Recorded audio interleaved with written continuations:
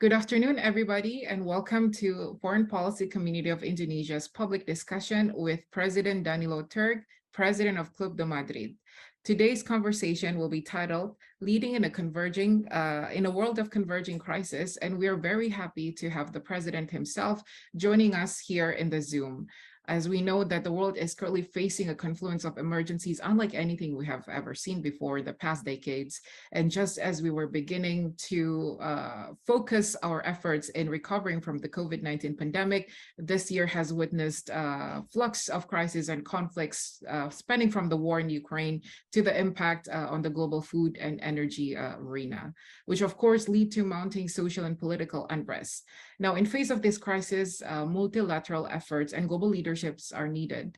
And for this very reason, we have the honor to have President Danilo Türk, who was the president of Slovenia from 2007 to 2012, and now serves as the leadership at Club de Madrid, the world's largest forum for democratic presidents and prime ministers. And let me first welcome President Türk, who is joining us now at the FPCI platform. Hello, sir. How are you? Very well. Thank you. Thank you for having me. Thank you. We're happy to have you too. Let me ask the first question, Mr. President. We know that the 2022 has been said by FAO and WFP as a year of unprecedented hunger. Hundreds of millions of people are in the brink of starvation, and we are severely lacking the financial resources to mitigate this crisis and to address the food security issue. So what kind of global response is needed to ensure that this challenge is tackled and the most vulnerable, especially those in Africa who are facing this hunger issue, can be taken care of? Well, first of all, let me express my gratitude for the invitation and explain that I'm presiding an organization of about 115 former democratically elected presidents and prime ministers, and that we organize meetings on various global problems and then try to devise suggestions and advice that may be helpful to the leaders of today. We, of course, not in positions of political responsibility anymore, and we sympathize with our successors who have a very difficult job to do, and we would like to help by advice. Now, to your question, I would like to say that the problem of food availability is has been there for some time, mainly in the form of food affordability, not so much availability. But now with the crisis resulting from the aggression on Ukraine, things have become worse and became acute. So there are two types of activities which are badly needed. First is to ensure that the Black Sea Grain Initiative continues. Black Sea Grain Initiative, as you know, is brokered in July to allow exports of grain from Ukraine to reach the final destinations in various parts of the world, including in Africa. And I should add also fertilizers, grain and fertilizers from Russia. I mean, both of these problems, grain and fertilizers, have become quite acute and they have to be resolved quickly. Now, I'm pleased to say that in the past days, the flow of grain has resumed from Ukraine and from Russia, and that's a good sign. It's not a solution, but it is a good sign. And obviously, this sort of short-term activities are nowadays vital because without them, the hunger and malnutrition will become rampant. But of course, one has to look into a more, how should I say, long-term solutions as well. One of them relates to the need to reform agricultural production from extractive to more regenerative type of agriculture. We have seen that agriculture also can become a source of greenhouse gas emissions and that it is inadequate given the needs that exist. I'd like to recall that some 50 years ago, the so-called Green Revolution of that time, focusing on the new types of seeds and new types of production, really helped alleviating the food problem globally. And we need something of a green revolution today again, but of course of a different type, much more eco-friendly and much more forward-looking. So we are actually advocating both. We are advocating short-term measures which are vital for today's needs, and of course the need for reforms which will take a longer time, but which are also very necessary. These are the two things that Club de Madrid is proposing, and we believe that both of these two types of measures are realistic. Thank you for your answer, and very well noted on the Black Sea Grain Initiative. And one has to wonder what happens next if parties involved no longer agrees to continue the agreement, right? So that leads to my next question, Mr. President. As we know that these crises are impacting the most vulnerable, especially developing countries and least developed countries, who before the pandemic even has high level of unsustainable debt. With the COVID-19 pandemic efforts on top of these high energy prices and food crisis, they are facing a challenge whereby they can't even service their debt. I know that Club de Madrid is also proposing to remanage the debt structure. Can you tell us more about that? Yes, well, I would like to first recall that G20, the group G20, which will be meeting at the summit level in Bali, actually started as a group of finance ministers. So it has finance very much in its DNA, so to speak. And although this will be a meeting of heads of state, or perhaps particularly because it is a meeting at the head of state level, there will be a need to take specific action. Now, the Secretary General of the United Nations has made proposals already, the so-called Sustainable Development Goals stimulus. He suggested mobilization of far larger financial resources to stimulate implementation of Sustainable Development Goals. That's his proposal, and we in Club de Madrid fully support that. We believe in the need for a large increase of public sector commitment. We have seen that during COVID-19, a large-scale public sector involvement really helped overcoming the crisis. We are in a similar situation today. Of course, it's a difficult situation also because of inflation and threatening recession. We understand that, but nevertheless, I mean, the vital need for increasing resources is there, and that has to be faced directly at the G20 summit in Bali. And then, of course, one has to look into questions of foreign debt. Now, for developing countries, and particularly for the lowest income countries, the so-called fiscal space has been gravely reduced, and that's a problem. You know, states would be repaying debt and having to cut their expenditure on health, on education, on food supplies, and on all kinds of vital needs, and that's unsustainable. So we believe in debt restructuring, and we believe that it is needed to think, and not only think, to act on, first of all, a reduction of interest rates. That's one thing which is necessary. Conversion of loans into grants, so that the most affected countries will not have to repay their debt, but simply that would be changed into grants. And then debt relief of a special kind that can be worked out on a case-by-case basis.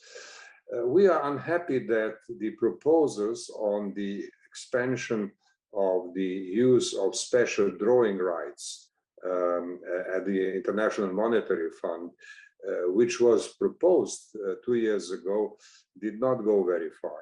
And the special drawing rights are meant to help precisely in this sort of situation. So in addition to debt restructuring, debt relief, an expansion in special drawing rights has also become necessary.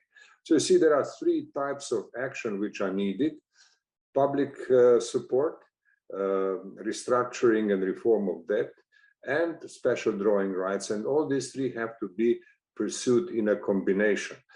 We understand that this is not a simple matter, and that one would have to involve not only, for example, when one talks about debt restructuring, not only affecting the public creditors, but also private creditors.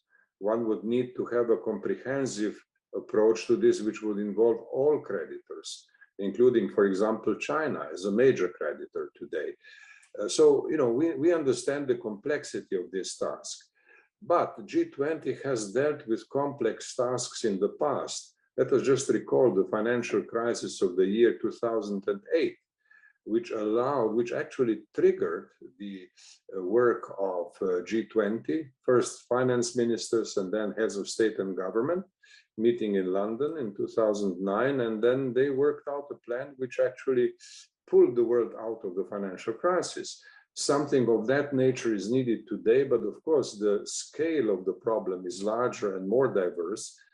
The issues that have to be addressed are more fundamental. It's not only about mobilization of larger resources, but also the question of how this is done. But, this is the challenge to leadership of today, and the heads of state and government simply have to respond to the challenge. There is no other way. And that's what we in Club de Madrid are advocating. Certainly, and we echo those 3 points that you have made.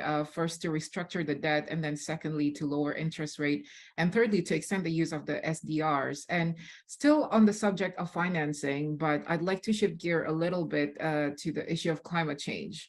As we speak, COP27 is ongoing in Sharm el-Sheikh, and we know that still the $100 billion climate financing is not, whose promise is not yet met. And we know that the loss and damage agenda, finally being part of the official agenda for the first time in its history, has garnered significant attention, but there are not significant progress yet on that agenda item per se. So my question to you, Mr. President, is what kind of climate ambition and climate action do you want to see, and Club de Madrid want to see, from the heads of states that are meeting now in Sharm el-Sheikh? Surely much more is needed that was done so far, and it's really very shameful, really, that the pledge of 100 billion was not met. Very often we see that pledges are made and then they are not followed up. We have seen this in the humanitarian cooperation and other areas, and very unfortunately also in the area of fighting the climate change. Now the problem is that really the amounts that we have been talking about in the past are not going to be sufficient, because the situation has worsened in the meantime. The situation has worsened, and now the expert estimates suggest that the world needs to cut the greenhouse gas emissions by 43% by 2030 in order to reach carbon neutrality by 2050. So the task has grown in the meantime, and this will require a major change in attitude and a major change in international cooperation. I'm aware, and Club de Madrid is aware, that in European Union, for example, very ambitious projections about decarbonization were made, but of course they are now put in doubt because of the energy crisis and because of renewed resort on fossil fuels. We see that China is taking very serious approach to decarbonization, but I'm not sure whether China alone can find all the technological solutions, and if the success of China, even if it happens as projected, will suffice. Now, what I'm trying to say is what is needed now is a complete change of attitude, also in terms of improved international cooperation. I think one could begin by strengthening cooperation between China and European Union. Obviously, these are among the major emitters.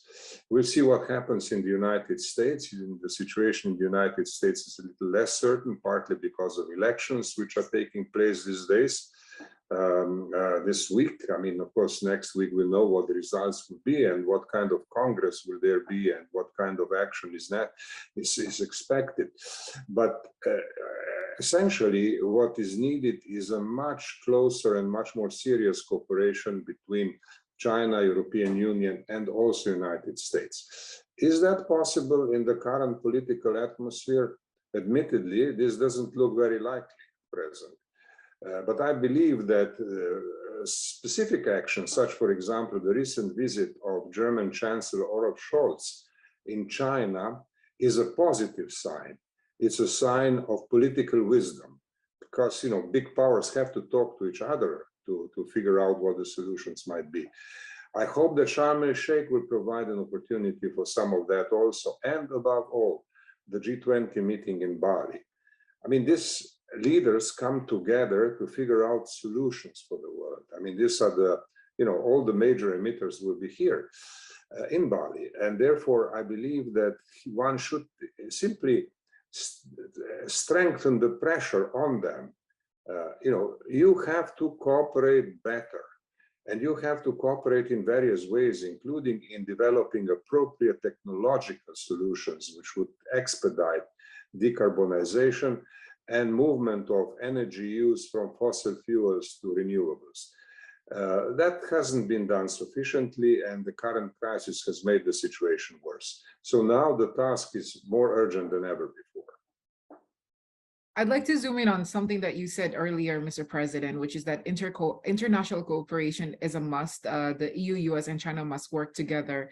But as we know also with Russia's invasion of Ukraine, there's now this deep divide between the West and Russia, and perhaps even the rest of the world, right? But we know that the climate crisis is a global crisis, meaning that a net zero world cannot be reached without at least Russia also chipping in as one of the top carbon emitters. So how do we go about, perhaps later on in G20, bridging these gaps to ensure that, common agenda, shared agenda are still being met?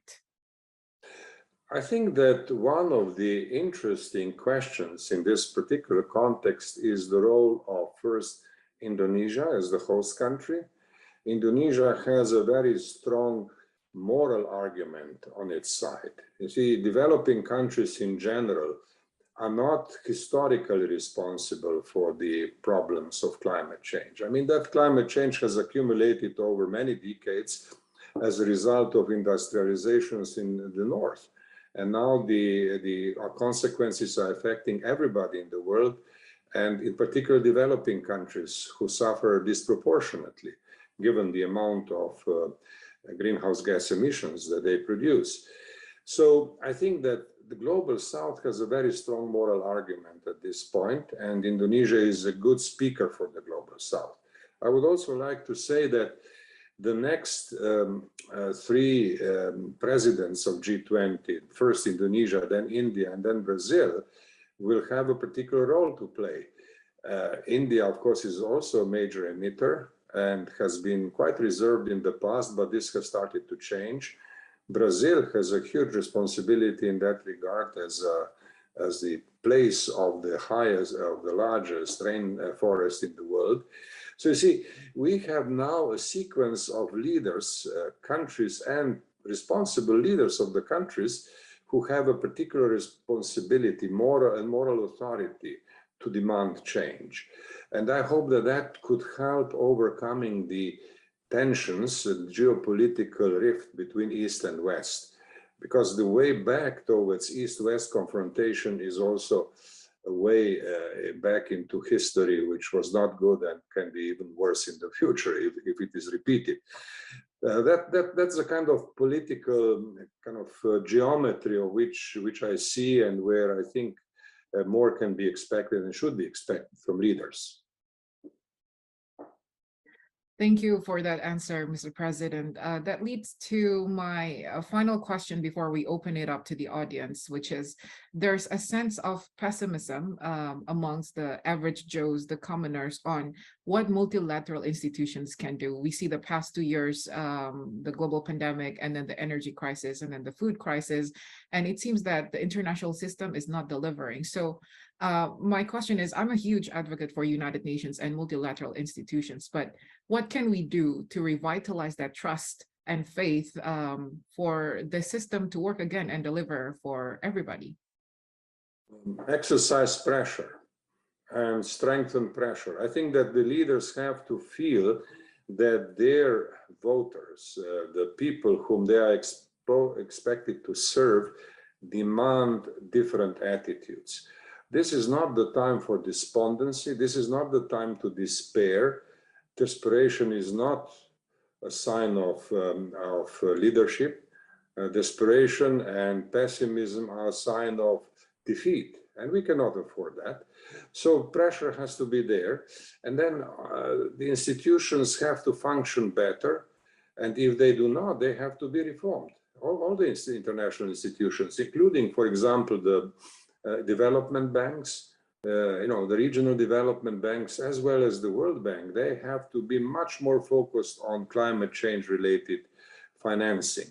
And that financing shouldn't be limited to public funds only. It should be kind of done in a new way, which would bring together public and private financing, with public finance taking a larger proportion of risk than was the case before, and private financing bringing into the picture much larger amounts of money than was the case before. So, there is a need for a new pattern of cooperation here, and that can come, that is possible, provided that the pressure of the public is strong enough. That's the condition number one. And then, of course, the rest is a matter for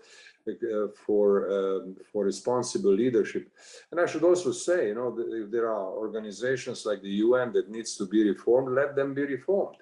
The UN Charter allows convening of a special review conference, which I think could be convened in the coming years, to look into the system more critically than was the case so far, and exercise reforms and agree on reforms. New level of cooperation is vital if the humankind is to thrive, well, I should say survive, really. And with that, I'm so happy that we have a lot of participants here who are very good at pressuring governance, the young people. Very good. FPCI, we have university chapters across Indonesia, Mr. President, in 30 universities, and they are present here to ask you questions regarding our topic today. So let me first give the floor to Giselle.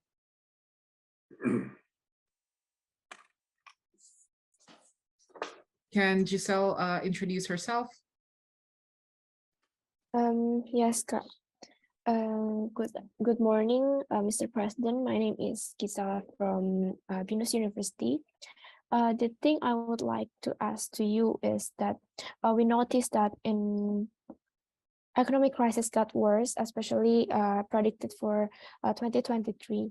So how developing country which dominated by the middle class can survive this crisis? Thank you. Thank you, Giselle. And we'll take another question before we let the president answer. I'd like to welcome Jidan. Okay, good morning, President Türk. I'm from Brawijaya University, and the question is, while many people think that inclusive democracy cannot do much in the face of the current crisis, I think this distrust is a natural thing. Refers to the phrase democracy in action. What kind of approach or systemic democracy movement is most effective in solving a multidimensional crisis? Thank you. Thank you. Over to you, Mr. President. Well, the first question was really quite fundamental and has to do with the generational change, really. I see this in Europe everywhere, and I see this in other countries also. It is for young generation to wake up and mobilize and exercise pressure through civil society organizations.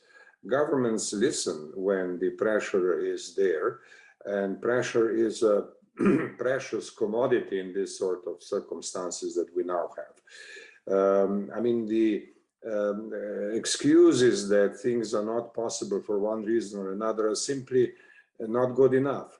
Now, I understand, excuse me, that in countries which are confronted with a so-called middle income gap, the problem is particularly serious because they have to move their economy to higher levels and at the same time increase social spending on health, on education and other matters.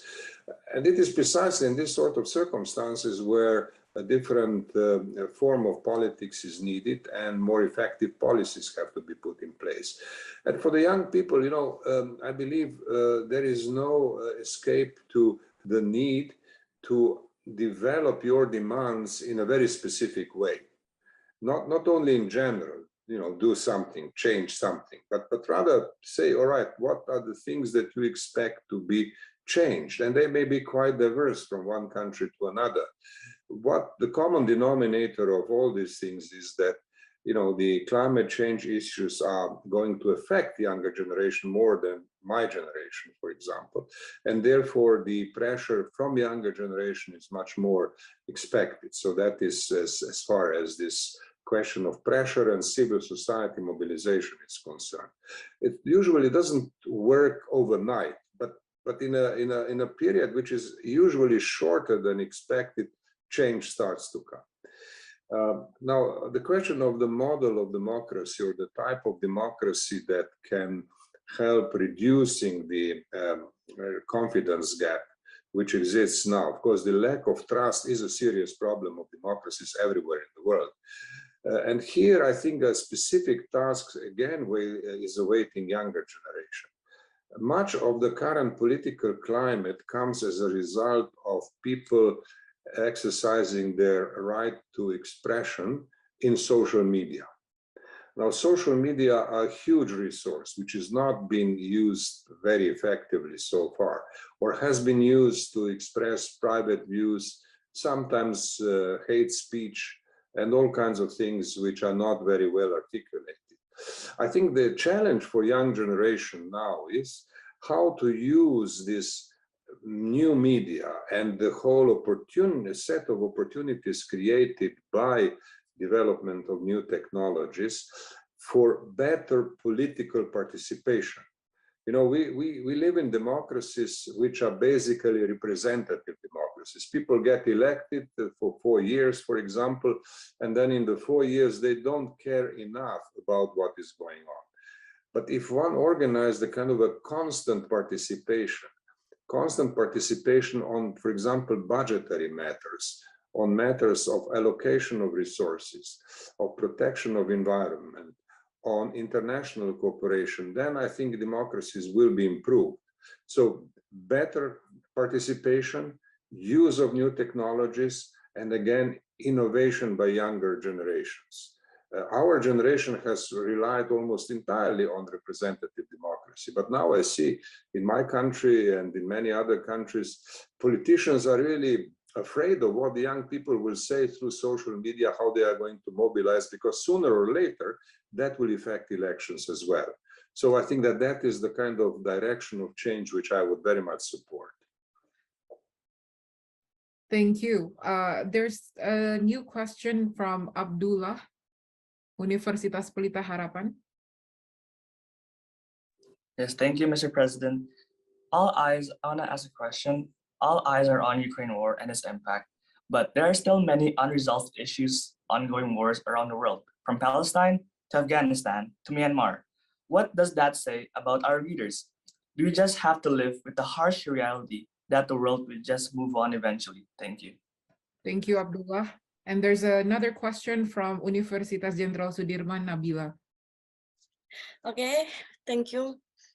Thank you for the opportunity. My name is Nabila. I'm from Universitas Jenderal Sudirman. So my question is it possible for Ukraine to extradite Russian war crimes to the International Criminal Court? And what kind of international law that can punish Russia for committing war crime? Thank you, Nabila. Over to you, sir. Yes, well, on the first question, indeed. I mean, right now, the priority attention goes to Ukraine, and there are valid reasons for that. But I mean, Ukraine is a part of a larger picture. And the common denominator in that larger picture is the failure of international community in prevention of armed conflicts or prevention of mass atrocities. You see, I have worked for the United Nations, and some 20 years ago, we tried to mobilize attention of the world to the Rohingya question in Myanmar. And I can tell you with great disappointment, at that time, nobody wanted to listen. Nobody, except, for example, the United Nations High Commissioner for Refugees, people who were very intensely aware of the really existential problem of the Rohingyas in Myanmar. Now that says that mobilizing public opinion to prevent atrocities is infinitely hard. It's really very hard, because human attention is usually short. Especially politicians have a short attention span, and that requires a lot of advocacy, a lot of mobilization.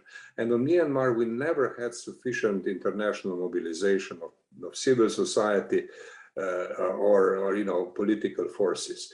It was there for, let's say, last 30 to 40 years, but never at a sufficiently high level until the Rohingya crisis became so atrocious that obviously everybody noticed. But even that didn't change the international public opinion. So one has to do something on the preventive side. And here I think the UN has to play a stronger role. The Secretary General of the United Nations should also play a stronger role, and he should be expected, and demand should be directed towards the Secretary General for a stronger role in that regard. Of course, there are specific, practical questions relating to that, and that's for a specialized discussion. But the general line would be strengthen the preventive role of international institutions and see how exactly that could be done. And also, you see, when it comes to Myanmar, the question is whether ASEAN has done enough. ASEAN has done many good things, and at certain points it looked as if the ASEAN policy will move Myanmar towards a democratic practice, which would help reducing tensions around Rohingyas and also solve other problems. But that didn't happen. And now we have to figure out what different institutions should do. ASEAN on the one hand, UN on the other, and so forth. And that applies really to all other issues. Now, on Ukraine and the question of crimes and all that, I must tell you very honestly that I'm very disappointed and realistic about this. Because eventually the effectiveness of prosecution depends on the facts on the ground. We have seen this in former Yugoslavia, where international criminal jurisdiction was exercised, but only after a certain level of military success was achieved. We have seen this in Darfur, where international criminal jurisdiction was exercised, but only when a certain level of military success happened. So, one has to know that, and one must be realistic about what is doable. And obviously, the war in Ukraine is one of those wars where there may be no winners, where may be several losers, and where there may not be a sense of definitive and irreversible victory. So the question is, how does one develop a situation which would at least stop the military confrontation and atrocities, and at the same time allow negotiations towards a new arrangement? Now that is extremely difficult to do, and right now I have to say I do not see good signs that would allow much hope. I mean, maybe that will change, but at this moment, as we speak, that change is not yet there. Thank you, Mr. President, for the answers. Let me go next to Universitas Indonesia. Yeah, thank you for the opportunity. Good morning, Mr. President. My name is Joseph. I'm from Universitas Indonesia. I just want to ask about how do we go about reforming the United Nations system, including and especially the UN Security Council, because as we know that the 5 permanent members of the UNSC must object such reforms. Thank you. Over to you, Pak. Yes, well, look, there is no shortage of ideas in this regard about reform of the United Nations. Ideas were there, but the ideas cannot change things automatically. What is needed is really a different type of cooperation among member states, because United Nations is a club of governments. It works under the pressure of public opinion, including, of course, international public opinion. But what is needed are decisions by governments, individually and then collectively within the United Nations. For those of you who wish to study the history and the future of the United Nations, I would invite you to look at the Article 109 of the Charter of the United Nations, which allows for convening of a review conference, where all members of the United Nations come together, review the Charter and see what to change. Now, this applies also to the possible reform of the Security Council, which is on the agenda of the United Nations since a long time ago. For the last 30 years, there has been a special working group to deal with the reform of the Security Council. 30 years, you know, that's much more than you. I think most of my interlocutors are probably younger than 30 years. So this is the time in which this thing has been discussed. Of course, there has been some improvement in the working methods of the Security Council, which is now more open, more interactive, and that allows some improvement in the quality of decisions. But the composition hasn't changed. The composition of the Security Council was established with the Charter in 1945 and was expanded in 1963. Now, I personally believe that it would be necessary to expand the Security Council from the current 15 members to, let's say, 21 members. And then to ensure that countries of Africa and Asia who were not there at the time of creation of the United Nations get more seats. Europe doesn't need additional seats, we have enough. But Asia, Africa does need additional seats. Maybe an additional seat for Latin America would also be appropriate. I don't think that the expansion of the number of permanent members is absolutely necessary. I think what one could do is one could eliminate the provision of the Charter that prevents countries from immediate re-election. You know, non-permanent members serve for 2 years, but they cannot be immediately re-elected. But if that provision was eliminated, then some countries will rotate more quickly than others. So we'll get a new dynamic which would allow those countries which have higher stake and who can contribute more to be more often on the Security Council without a veto, however, without the veto. Now, of course, veto is not a very welcome arrangement in the Charter. It's probably not possible to eliminate it altogether. And expanding the number of veto holding countries would not be a good idea. So I think that expansion of non-permanent members plus allowing immediate re-election, that would create a new political dynamic which can then produce a better Security Council. That's my idea. But there are many other ideas. And of course, those of you who have studied the United Nations are familiar with the variety of opinions that exist. Indeed, and if reforming the UN is very easy, it would have been done many, many years ago, I'm sure. So let me give the last floor to Tika to ask the question. Okay, thank you, Kat. Good morning, Mr. President. I would like to ask you, as the president of the Club de Madrid, how is Club de Madrid positioned itself in the middle of the current crisis in 2022? Thank you. Thank you, Tika. And let me add another layer to that question, sir. As you know that the G20 leaders are meeting in Bali, what is Club de Madrid's message to the leaders that are meeting in Bali then? Well, the main message is, ladies and gentlemen, you are in the center of global attention. All eyes are on you. That is our message to the G20 summit in Bali. And there is not only concern, there is also hope with this which goes with this attention. And I think that leaders are aware of that, the leaders who are coming to Bali.